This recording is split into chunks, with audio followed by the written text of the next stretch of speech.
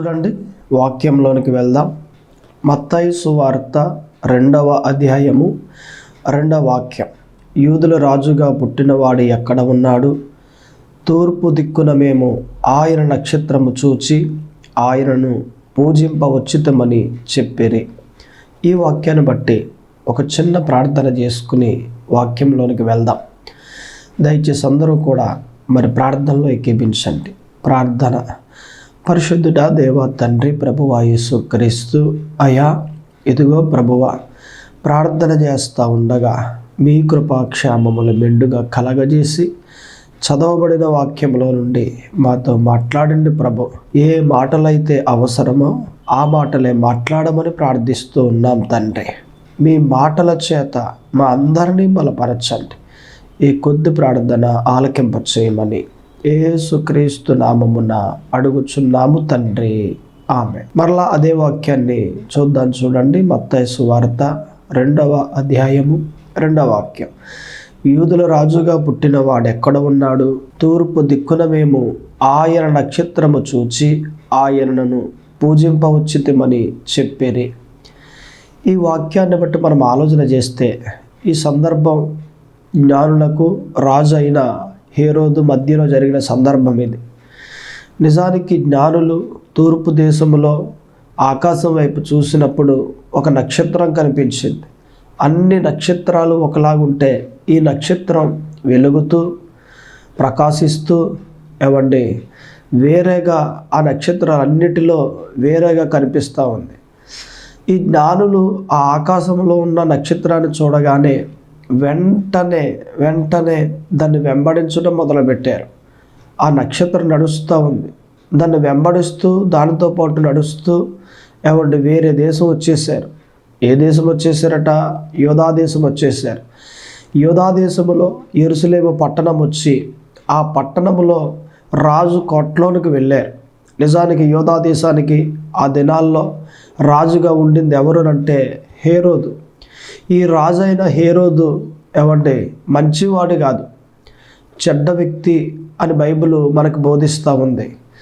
ఎటువంటి వాడు అంటే యేసుక్రీస్తు వారు ఎక్కడ పుట్టారో తెలియక బెత్లెహేము గ్రామములో 2 సంవత్సరాలకి వయసు క్రిందున్న ప్రతి అబ్బాయిని కూడా చంపించేశాడు. అంటే అంత కఠినమైన హృదయము కలిగిన వాడి రాజు. ఇప్పుడు ఈ రాజు దగ్గరికి ఎవరు వచ్చారట? జ్ఞానులు వచ్చారు.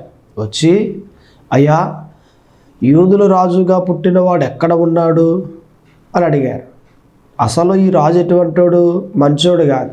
నేను రాజుని, నాకు మించిన రాజు మరలా ఇప్పుడు పుట్టాడా? నేను రాజును కాకుండా ఇంకొకడు వస్తాడా ఈ దేశానికి రాజు? కానీ ఎక్కడ పుట్టాడో చెప్పండి అనేసి అడిగాడు. మాకు తెలియదండి, మీరు చెబితే మొక్కడానికి పూజించడానికి మేము వచ్చామయ్యా అని అన్నారు. లోపల దొరికితే చంపుతామన్న ఆలోచన కలిగి ఉన్నాడు, కానీ పైకి చెప్పకుండా ఆ జ్ఞానులతో అంటా ఉన్నాడు కదా, మీరు వెతకండి, దొరికితే నాకు కూడా చెప్పండి, మీతో పాటు నేను కూడా పూజిస్తాను అని అన్నాడు. ఆ మాట చెప్పగానే ఆ జ్ఞానులు అక్కడ నుండి వెళ్ళిపోయారు. బయటకు వచ్చేసిన తర్వాత మరలా ఆకాశంలో చుక్క కనిపిస్తూ ఉంది. ఆ చుక్కను వెంబడిస్తూ ప్రయాణం చేసి వెళ్తే బెత్లెహేము గ్రామం తీసుకుని వెళ్ళింది. ఆ బెత్లెహేము గ్రామంలో ఒక ఇంటి మీద నిలిచి సరిగ్గా అలాగ నిలిచి ఉండగానే, ఏంటి ఇంటి మీద నిలిచింది అనేసి ఆ జ్ఞానులు ఇంట్లోనికి వెళ్ళారు. ఇంట్లోనికి వెళ్ళగానే ఇంట్లో యేసుక్రీస్తు వారు ఉన్నారు. సాష్టాంగ నమస్కారం చేసి పూజించి కానుకలు అర్పించారు అక్కడ యేసుక్రీస్తు వారికి. అయితే ఈ వాక్యం అంతటిలో నుండి మనం మాట్లాడుకునే మాట నక్షత్రం గురించి ఈరోజు మనం మాట్లాడుకోవచ్చు. ఇక్కడ ఈ నక్షత్రం ఆకాశంలో ఎలాగుందట? ప్రకాశిస్తూ కనిపించింది. తూర్పు దేశమున ఈ జ్ఞానులు ఆకాశం వైపు చూసినప్పుడు ఈ నక్షత్రం అన్ని నక్షత్రాల వలె కాకుండా ప్రకాశిస్తూ కనిపించింది. అంటే వెలుగుతూ ఒక మంచి కాంతి కలిగి కనిపించింది. ఆకాశంలో అది ఎప్పుడైతే ప్రకాశిస్తూ కనిపించిందో ఈ జ్ఞానులు దానికి ఒక పేరు పెట్టారు. ఏ పేరు? ఆయన నక్షత్రం అని. ఆయన అంటే ఎవరట? యేసుక్రీస్తు వారు. ఆయన నక్షత్రం అని జ్ఞానులు రాజు అయిన హేరోదుతో చెప్తా ఉన్నారు. ఆయన నక్షత్రం అయితే ఆకాశంలో ఏం చేస్తుందట? ప్రకాశిస్తుంది. నిజమే కదా. మనము కూడా ఆయన నక్షత్రాలు అయితే ఈ భూమి మీద మనం కూడా ఏం చేస్తాం? ప్రకాశిస్తాం. మనం పవిత్రంగా జీవిస్తాం, నీతిగా బ్రతుకుతాం. ఏమండి, ఎలాగున దేవునికి అనుకూలంగా బ్రతుకుతూ ఉంటే, దేవునికి నచ్చేటట్లుగా మనం జీవిస్తూ ఉంటే, దేవుడు మెచ్చే కార్యాలు చేస్తూ ఉంటే నిజంగా మనం కూడా ప్రకాశిస్తూ ఉంటాం. అప్పుడు ఆయనకు నక్షత్రాలుగా మారతాం. ఈ భూమి మీద ఎందరో ఉన్నారు కానీ అందరూ దేవుని పిల్లలు గారు, కొందరే దేవుని పిల్లలు. ఆకాశంలో ఎన్నో నక్షత్రాలు ఉన్నాయి కానీ అన్ని నక్షత్రాలు ఆయన నక్షత్రాలు కాదు. ఆ ఒక్క నక్షత్రమే ఆయన నక్షత్రం. ఒక్కసారి గ్రహించండి. ఆ నక్షత్రం ఎలాగైతే ఆకాశంలో ప్రకాశించిందో మనము కూడా ఈ భూమి మీద పవిత్రంగా జీవిస్తూ ఉండి ప్రకాశిస్తూ బ్రతుకుతూ ఉంటే, దేవుని పాదాల దగ్గర ప్రార్థన చేస్తూ జీవిస్తూ ఉంటే నిశ్చయముగా దేవుడు దీవిస్తాడు కదా.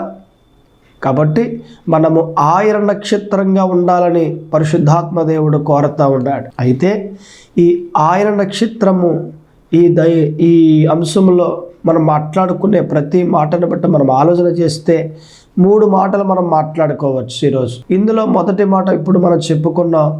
నక్షత్రం ఆకాశంలో ఏం చేసిందట? ప్రకాశించింది. ఇక ఈ నక్షత్రం రెండవదిగా ఏం చేసిందో కూడా మనం చూడవచ్చు. ఎక్కడనంటే నిర్గమకాండము 14:15లో మనకు కనిపిస్తుంది. అంతలో యెహోవా మోసేతో, నీ వేళ నాకు మొర్రపెట్టుచున్నావు, సాగిపోవుడి. ఈ సందర్భం ఎక్కడ? ఐగుప్తీ దేశంలో బయలుదేరిన ఇజ్రాయేలీలు అరణ్యములో నడిచి వస్తూ ఉన్నప్పుడు ఎర్ర సముద్రం అడ్డంగా వచ్చింది. అడ్డంగా వచ్చినప్పుడు మోసే ఆగిపోయాడు, ఇజ్రాయేలీలు ఆగిపోయారు. దేవుడు అన్నారు కదా, మోసే మీరు ఎందుకు ఆగిపోయారు? ఆగిపోకుండా సాగిపోండి మీరు అని అన్నాడు. అదేంటి ప్రభువా, ఎర్ర సముద్రం అడ్డంగా వచ్చింది, ఎలాగెళ్ళం మేము? వెనకాల చూస్తేనేమో శత్రువులు, పక్కన చూస్తేనేమో ఇటేపు కొండ, అటేపు చూస్తే ఇంకొక కొండ. ఎటు వెళ్దామన్నా కానీ మాకు ఏమాత్రము అసలు వీలే లేదు. ఎలాగెళ్ళాం? ముందరేమో ఎర్ర సముద్రం, వెనకాలేమో శత్రువులు. ఏం చేయం ప్రభువా అని అంటే, మీరు ఎందుకు ఆగిపోయారు? అసలు నడిచిపోండి మీరు, సాగిపోండి మీరు.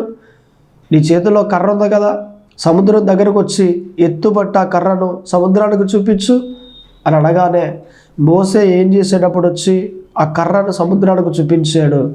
ఆ ఎర్ర సముద్రం 2 పాయలుగా చీల్చబడింది. సాగిపోయారు. నేను అంటాను, మోసే 20 లక్షల ప్రజలను అరణ్యములో నడిపించాడు. ఈ మాట ప్రకారంగా ఆకాశంలో ఉన్న ఆ నక్షత్రం జ్ఞానులను యేసు దగ్గరికి నడిపించింది.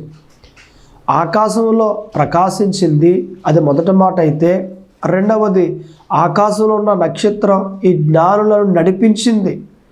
ఈరోజు మనం ఎందరు నడిపిస్తూ ఉన్నాం దేవుని దగ్గరికి?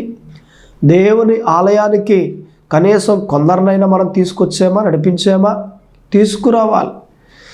దేవుని ఆలయానికి కొంతమందిని మనం తీసుకొస్తూ ఉంటే నిశ్చయముగా మనము ఆయన నక్షత్రమే కదా.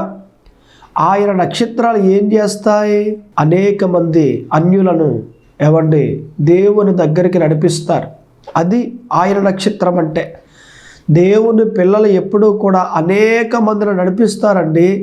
సువార్త చేస్తారు, భారం కలిగి ఉంటారు, అలాగనే అనేక మందికి బోధిస్తారు, అనేక ప్రాంతాలకు వెళ్తారు. తిట్టిన కొట్టిన ఆఖరికి చంపినప్పటికీ ఇవన్నీ కూడా దేవుని పిల్లలు కాబట్టి చేసుకుంటూ వెళ్ళిపోతూ ఉంటారు. ఇంకేం పట్టించుకోరు, వారికి ఏం జరిగినా పట్టించుకోరు. నేను ఎలాగున చేస్తున్నాను కదా, దేవుని సేవ చేస్తూ ఉన్నాను కదా, ఇంత మట్టుకు చాలు అనేసి కొట్టినప్పటికీ తిట్టినప్పటికీ ఆఖరికి చంపుదామని బెదిరించినప్పటికీ సేవ మట్టుకి ఆపకుండా చేసుకుంటూ వెళ్ళిపోతారు. ఆ సువార్త కానివ్వండి, పరిచర్య కానివ్వండి, సేవ కానివ్వండి, ఇవన్నీ. కారణం ఏంటంటే ఒకటే, వీరంతా కూడా ఆయన నక్షత్రాలు కాబట్టి. మీరు ఆయన నక్షత్రమేనా? అయితే ఆకాశంలో మీరు ఏం చేస్తారట? ప్రకాశిస్తారు. ఏమండి ఆకాశంలో ఉన్న నక్షత్రం ఏం చేసిందట? జ్ఞానులను నడిపించింది. అట్టి మాదిరి మనము ఈ భూలోకంలో ఉన్న అన్యులను మనము నడిపించాలి దేవుని యొద్దకు.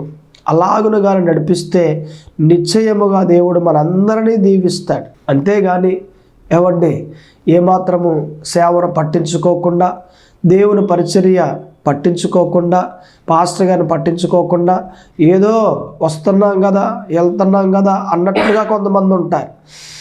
ఎవరైతే ఇలాగున ఉంటారో వారు భారం కలిగి లేరు, ఆయన నక్షత్రాలు కాదు. మనం ఎలాగున్నాం ఒక్కసారి పరీక్షించుకోవాలి. మన జీవితాలు ఎలాగున్నాయి ఒక్కసారి పరీక్షించుకోవాలి. మన సేవ పరిచర్య కానివ్వండి, సువార్త పరిచర్య కానివ్వండి, ఏమండి దేవుని గూర్చిన పనులు మనం ఎలా చేస్తూ ఉన్నాం ఒక్కసారి మనల్ని మనము పరీక్షించుకుంటే మనం ఏమై ఉన్నామో ఎలాగున్నామో ఇట్టే మనకి తెలిసిపోతుంది. కాబట్టి దయచేసి ప్రతి ఒక్కరూ కూడా దేవుని వాక్య ప్రకారంగా నడవాలి.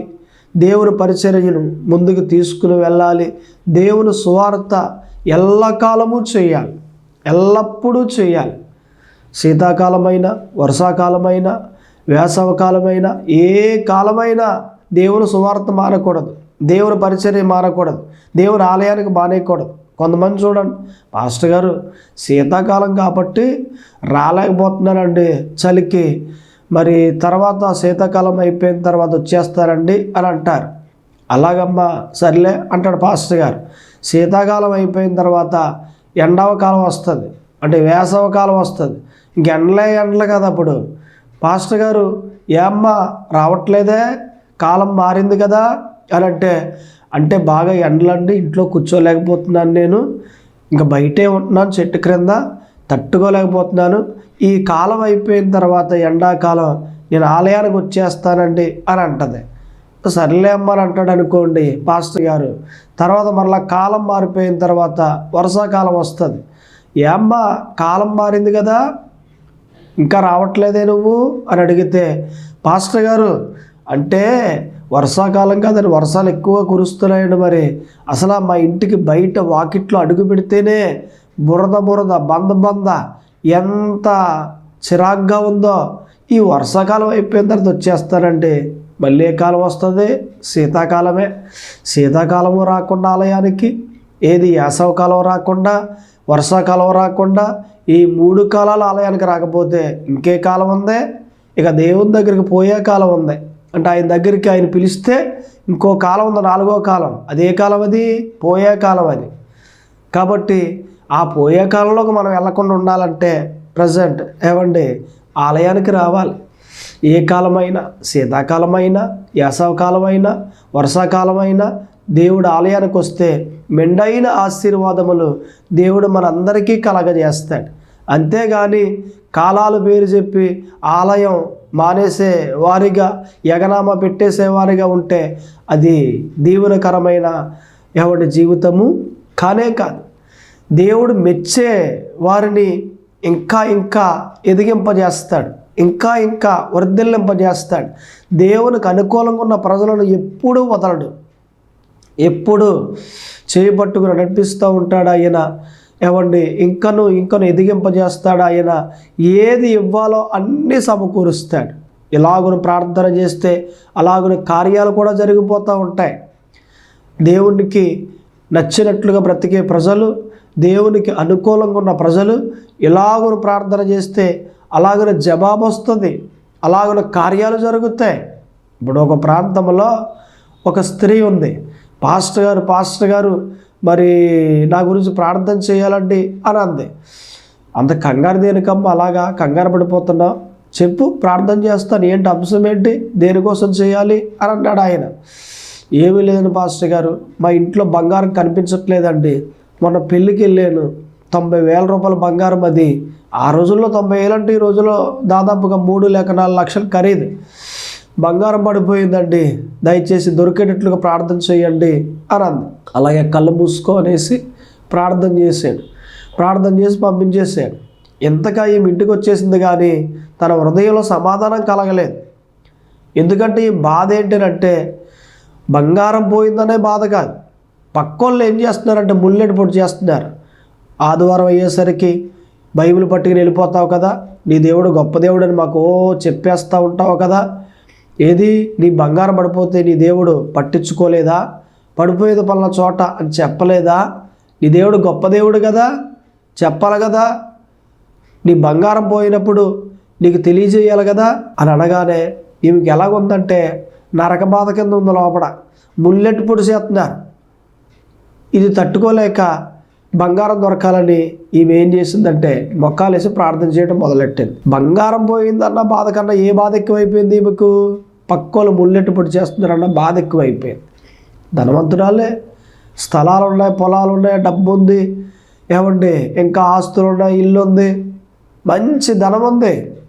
కానీ నా దేవుడు నా బంగారం నాకు ఇవ్వాలి అని పట్టుపట్టింది. మొక్కాలేసింది, ప్రార్థన చేస్తుంది, రోజంత మాటలు ప్రార్థనలో ఉంది, జవాబు రాలేదు. రెండో రోజు కూడా ప్రార్థనలో ఉంది, అయినా జవాబు రాలేదు. భోజనం కూడా మానేసింది, గదిలోంచి బయటికి రావడం కూడా మానేసింది. మూడో రోజు కూడా ప్రార్థన చేయడం మొదలుపెట్టింది. అలాగే చేస్తూ ఉంటే మూడవ రోజున సాయంత్రం 5 ఆ సమయంలో తన మనస్సులో దేవుడు మాట్లాడుతూ ఉన్నాడు. నువ్వు వెళ్ళు, మీ ఇంట్లో బీరువా ఉంది కదా పక్క గదిలో, ఆ గదిలోకి వెళ్ళి బీరువా తెరిచి ఒక్కసారి చీరలన్నీ కూడా తనిఖీ చేయని మనసులో ఏమండి దేవుడు చెప్పాడు. ఇదేంటి ప్రభువా, మొన్న పెళ్ళికి వెళ్ళాను, పెళ్ళిలో పడిపోయిందో రోడ్డు మీద పడిపోయిందో ఎక్కడ పడిపోయిందో తెలియదు, బీరువా వెతికితే ఎక్కడ తెలుస్తుంది అని అంటే, నీకెందుకు, నేను చెప్పినట్లుగా చెయ్యనేసి దేవుడు చెప్పారు. సర్లే ప్రభు అనేసి గబగబ వెళ్ళింది పక్క గదిలోకి, బీరువా తీసింది. ఏమంటే ఒక్కొక్క చీర దులుపుతూ ఉంది. అలాగా దులుపుతూ ఉంటే సరిగ్గా రెడ్ కలర్ చీర ఏమండి దాన్ని దులపగానే దాంట్లో చీరలోంచి బంగారం కింద పడిందండి. ఓరు నాయన, ఇందులో పెట్టి మర్చిపోయాను నేను, ఇక ఎంత బాధ వచ్చేసింది 3 రోజుల నుండి అనేసి గబగబా తీసి బంగారం షాప్ దగ్గరికి పట్టుకెళ్ళి, అయ్యా దీని వెలంతో చెప్పండి, రేటు కట్టండి అని అంటే రేటు కట్టాడు 90,000 అంటే పట్టుకొచ్చేసింది ఇంటికి బంగారం. 90,000 రూపాయలు పట్టుకెళ్ళి డబ్బు దేవుని ఆలయంలో దేవునికి వేసేసింది. ప్రభువా నా బంగారం నాకు ఇచ్చారు. ఈమెలో వచ్చిన సంతోషం ఏంటంటే బంగారం దొరికింది అనే సంతోషం కాదు, దీనికన్నా ఎక్కువ సంతోషం ఏది అంటే నేను 3 రోజులు ఏకధాటిగా ప్రార్థన చేస్తే నా దేవుడు నాతో మాట్లాడాడు, నా ప్రార్థనకు జవాబిచ్చాడు. చాలు ఈ జీవితానికి.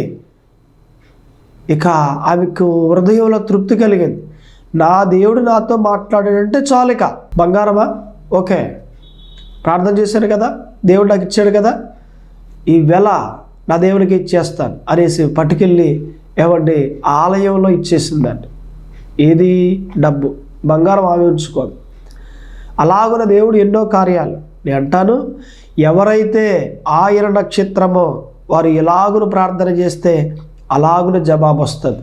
నిజమే, ఆయన నక్షత్రం అయితే ఆకాశంలో ఏం చేస్తారట, ఆ నక్షత్రం ఎలాగైతే ప్రకాశించిందో భూమి మీద కూడా పవిత్రంగా జీవిస్తూ ఉండి నీతిగా బ్రతుకుతూ ఉండి ఏమంటే ప్రకాశమానమైన జీవితాన్ని అనుభవిస్తారు, ప్రకాశిస్తారు. ఇక రెండవదిగా మనం ఆలోచన చేస్తే ఏమండి ఆ నక్షత్రం ఆకాశంలో జ్ఞానులను నడిపించింది.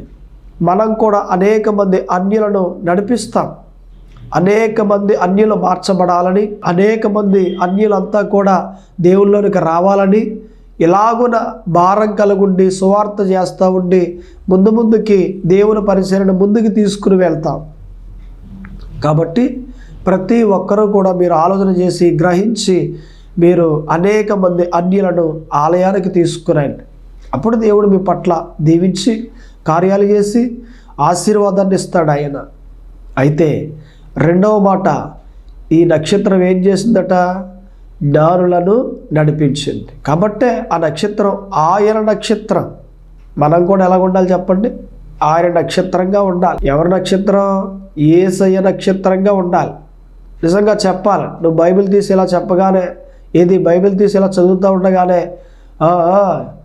యేసు ప్రభు బిడ్డ కూర్చున్నాడు బైబిల్ చదువుతున్నాడు అనేసి కనిపించే వారికి, చూసే వారికి యేసు అనే పదం జ్ఞాపకం రావాలి. నువ్వు చెప్పక్కర్లేదు, సువార్త చెప్పకుండానే నిన్ను చూడగానే అన్యులకు జ్ఞాపకం వచ్చేయాలి. ఈడు దేవుడు బిడ్డరా, యేసు బిడ్డరా అనే సంగతి వారందరికీ జ్ఞాపకం వచ్చేయాలి. నిన్ను చూస్తేనే ఏమండి వారందరికీ యేసయ్య జ్ఞాపకం రావాలి. అటువంటి జీవితం అనుభవించాలి నువ్వు. అటువంటి జీవితంగా నువ్వు అనుభవిస్తే మెండైన ఆశీర్వాదాలు నువ్వు పొందుకుంటావు. అలాగనే ఇంకొక మాట కూడా మనం చూస్తే చూడండి, ఎక్కడనంటే యోహాను సువార్త 1వ అధ్యాయము 46వ వాక్యం. అందుకు నతనేలు, నజరేతులో నుండి మంచిదేదైనా రాగలదా అని అతనిని అడగగా, వచ్చి చూడమని పిలుపు అతనితో అనెను. చూడండి ఈ సందర్భం ఎక్కడిది? పిలుపు అంటే సేవకుడు, మనందరికీ తెలుసు. ఈ సేవకుడు అనే పిలుపు ఒక వ్యక్తి దగ్గరికి వెళ్ళాడు. ఆయన పేరు ఏం పేరు? నతనేలు.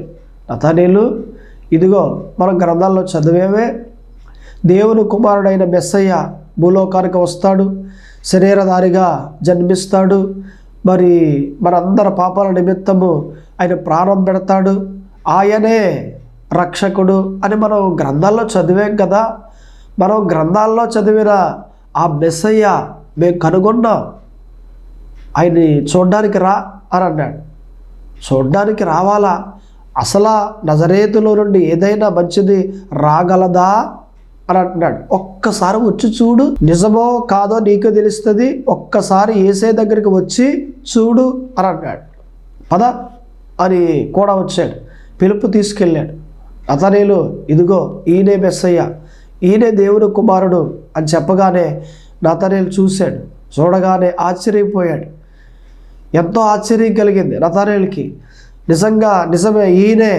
ఎందుకంటే ఆయన చెట్టు క్రింద కూర్చున్నప్పుడే ఏమండి యేసుక్రీస్తు వారు చూశారు. ఏమండి ఇక్కడికి రాగానే ఆ మాట చెప్పగానే ఇట్టే కనిపెట్టేశాడు, నిజమే మీరే మెస్సయ్య అని గ్రహించాడు.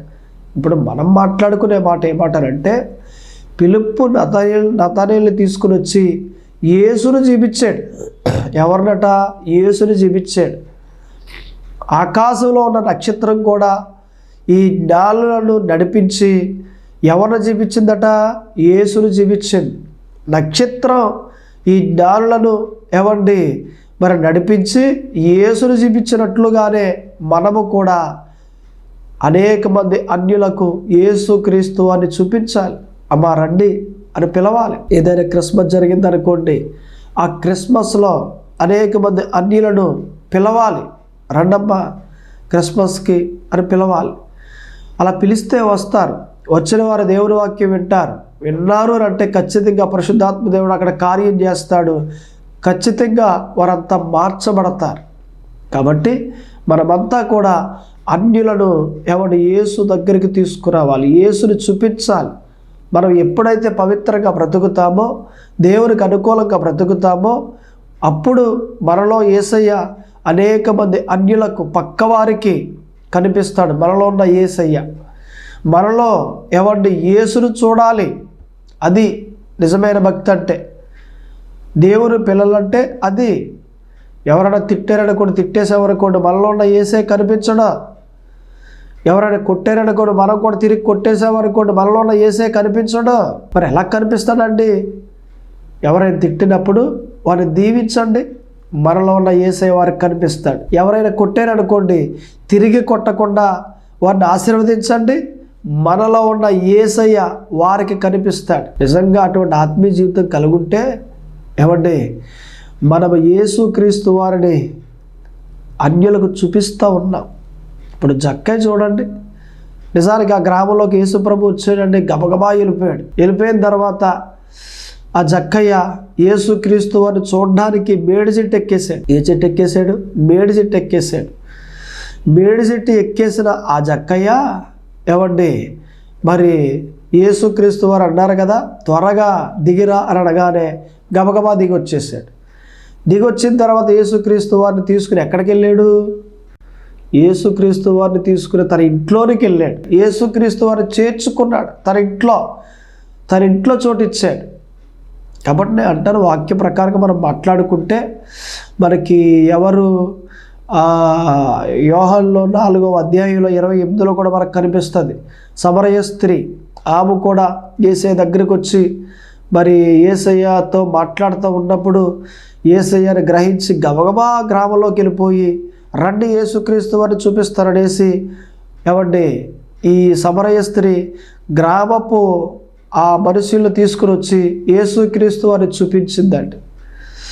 తాము కూడా ఏం చేసిందట? యేసును చూపించింది. పిలుపు కూడా ఏం చేసినట్ట? యేసును చూపించాడు. ఇప్పుడు మనం కూడా ఏం చేయాలి? యేసేని చూపించాలి. లోకానికి మనలో ఉన్న యేసేని చూపించాలి. అలాగైతే మన భక్తి విజయవంతంగా ఉంటుంది. అంతేగాని ఏమంటే మనలో ఉన్న యేసేను అనేక మందికి చూపించకుండా ఉంటే ఏమాత్రం మీ భక్తి విజయవంతంగా ఉండదు, దేవునికి నచ్చే విధంగా ఉండదు. కాబట్టి ప్రతి ఒక్కరూ కూడా గ్రహించేవారిగా ఉండాలి. మనలో ఉన్న యేసేను అనేక మందికి చూపించాలి. చూపిస్తే ఏమండి నిశ్చయముగా దేవుడు దీవిస్తాడు. ఈ క్రిస్మస్ హడావుళ్ళు ప్రతి చోట జరుగుతూ ఉన్నాయి. ఎందుకని? ఈయన నిజమైన దేవుడు.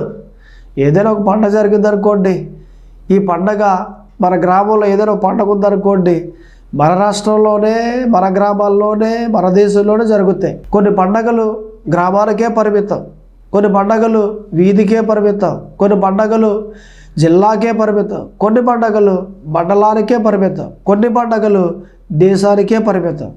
కానీ ఈ క్రిస్మస్ అనేది కేవలం దేశానికి సంబంధించింది కాదు, గ్రామానికి సంబంధించింది కాదు, జిల్లాకి సంబంధించింది కాదు, రాష్ట్రానికి సంబంధించింది కాదు, ప్రపంచానికి సంబంధించింది. ప్రపంచంలో ఎన్ని దేశాలు ఉన్నప్పటికీ అన్ని దేశాల్లో క్రిస్మస్ పండుగ చేస్తూ ఉన్నారు. కారణం యేసుక్రీస్తు నిజమైన దేవుడు కాబట్టి. ప్రాంతం మారచ్చు, రాష్ట్రం మారచ్చు, దేశం మారచ్చు, కానీ యేసు మట్టికి మారడు.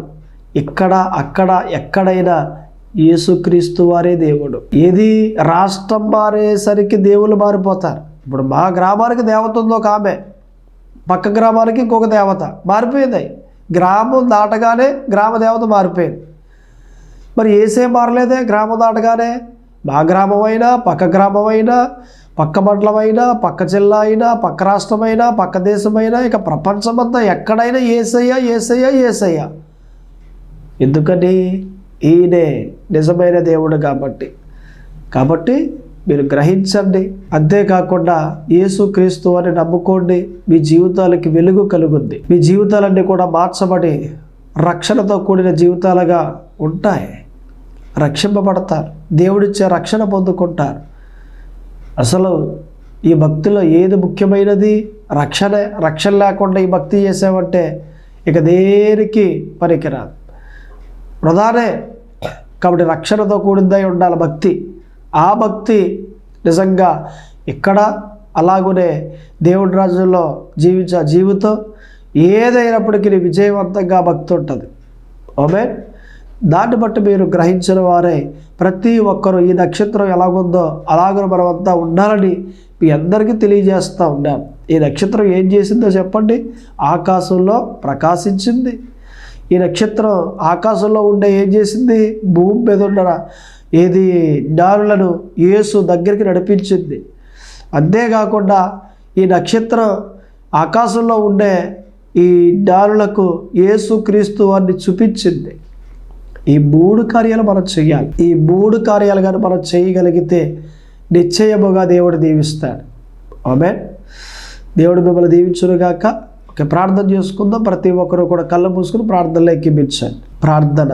పరిశుద్ధుడా దేవా తండ్రి, ప్రభువా యేసుక్రీస్తు అయా, ఇదిగో ప్రభువా, ప్రార్థన చేస్తూ ఉండగా మీ కృపాక్షేమములు మెండుగా కలగజేసి బలపరిచి నడిపింపచేయండి. మీ దీవెన ఆశీర్వాదములు మెండుగా కలగచేయండి. ఇదిగో ఎందరైతే విన్నారో వారందరిని దీవించండి, బలపరచండి. నిజమే ప్రభువా, నక్షత్రం మరి ఆకాశంలో ప్రకాశించింది.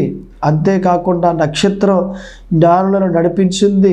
అంతేకాకుండా నక్షత్రం యేసు ప్రభువాన్ని చూపించింది జ్ఞానులకు. అలాగను మేమంతా కూడా ఉండాలని ఆశిస్తూ ఉన్నాం ప్రభువా. అటువంటి ఆత్మీయ జీవితం మా అందరికీ కలగచేయండి. ఈ కొద్ది ప్రార్థన ఆలకింప చేయమని, వాక్యాన్ని వింటున్న ప్రతి ఒక్కరిని దీవించి బలపరచమని యేసుక్రీస్తు నామమున అడుగుచున్నాను తండ్రి. ఆమేన్.